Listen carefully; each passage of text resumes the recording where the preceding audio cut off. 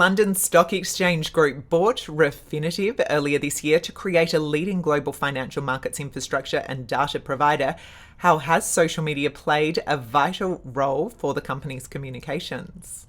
Sure. So it's both sides of the company have really strong histories of being active in social media.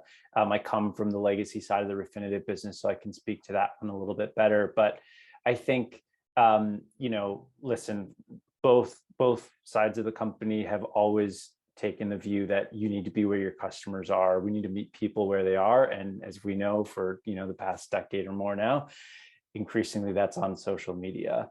And so, everything in terms of how we run things day to day, whether it's executive social media, social selling, employer recruiting and brand, employee advocacy, brand advertising, social media is just part of the way we do things now. And we had this really, really big goal when the two companies came together of launching what felt like a new company to the market, and putting a lot of investment around sort of launching that to make people sort of take notice and say, oh, this is a really new company. And so social media has been a really big part of that.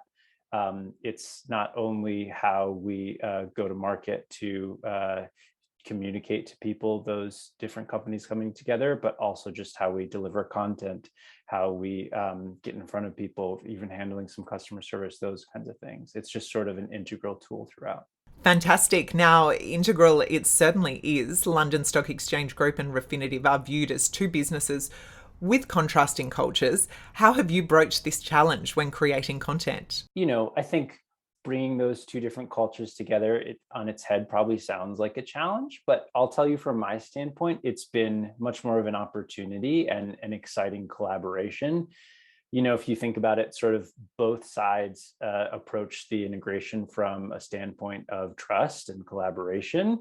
And so we've been able to help the legacy sides of the business with some of our marketing capabilities. And likewise, we produce financial content all day long, and they've been able to expose us to their amazing research teams, to their much bigger platform of distribution. And so, we're just getting into a lot of those different business synergies as well as marketing and content synergies. And honestly, everyone sort of approaches it from a place of trust, and let's see how we can get on and help each other. So it's been amazing. Great. And Joel, what are the top three priorities you believe define quality online finance content?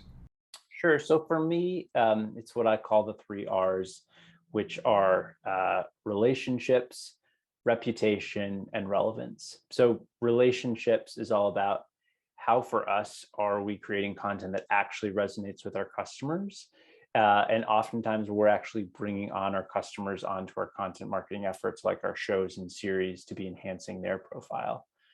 Secondly, as I mentioned, it's also about reputation. So there's no point to doing what you're doing if it's not elevating and enhancing your profile. And we found with this kind of content that we're actually often building brand awareness, affinity, and loyalty. And then the last one is relevance. And so if you take any of the biggest topics of this year in financial markets, whether it's Archegos or Evergrande or the SPAC boom, or the rise of sustainable investing in ESG, or even COP26, we've been all over each of those big stories and lending our data, our insights, and our human expertise to give the context behind what's going on in those stories.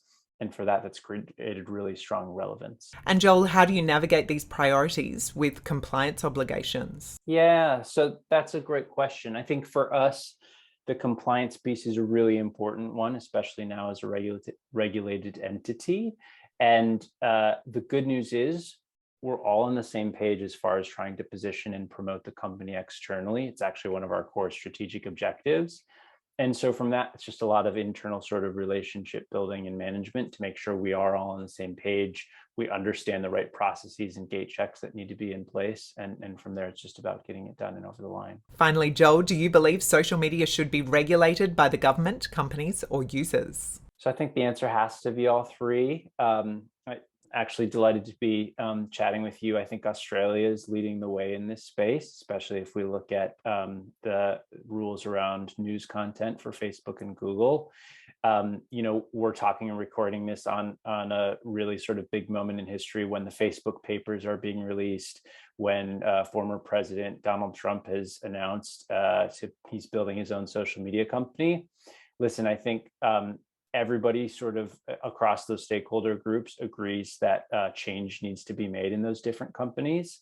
By the way, I do want to say these are my personal views, not those of my employer. But I think what time has shown again and again is that more is needed, and governments have to be a part of that answer because the companies won't do it themselves.